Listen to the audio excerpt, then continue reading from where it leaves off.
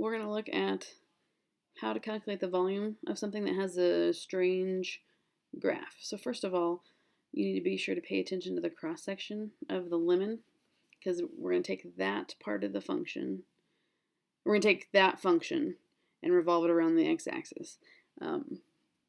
So just watch this to get a visual of the volume. This is where I'd insert the fun background music, but I have no idea about copyrights and what's allowed and the music I do own you don't want to hear. So here I'm going to take a slice of lemon and then another slice right next to it and then another one.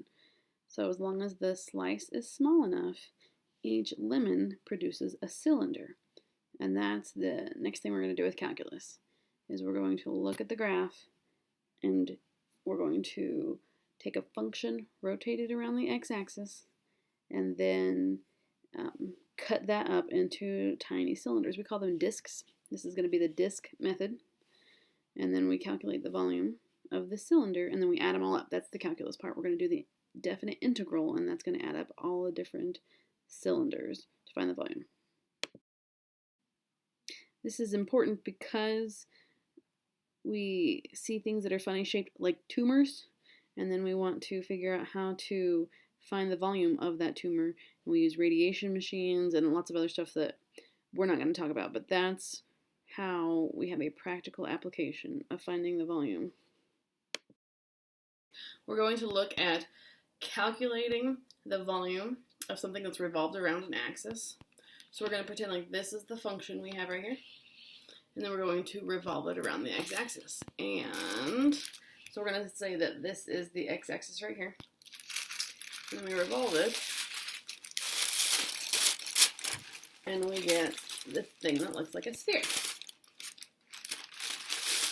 And so the idea of this is just to help get you to picture what it's going to look like. And so a nice little half circle is going to be a sphere. It's not so crazy. If we were in class, I'd give you one, and you cut out your own little design and see what's going to happen. So notice I have a big chunk out of this and then a little chunk out of this. And so we're going to take this and revolve around the x-axis. And notice this was not a sphere, it's close, but it has a little chunk out right here, and then it has a big chunk out right here. I just have a few examples for you. There's this.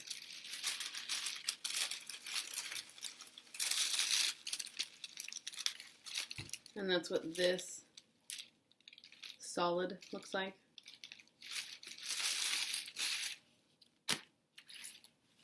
And then this one's fancy.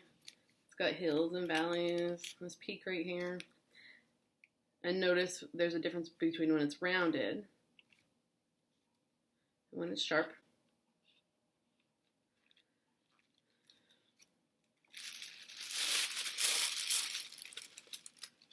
And so here's when it's sharp right here on my right finger, and then right here on my left finger. And then this right here is rounded, and this one's rounded.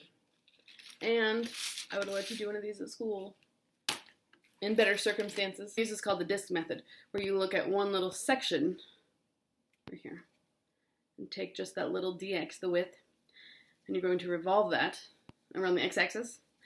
And so then this is the radius of the circle. Okay. And then the dx is the height of the cylinder. And then the volume of a cylinder is pi times radius squared. Here are some actual cylinders stacked up so you can look at.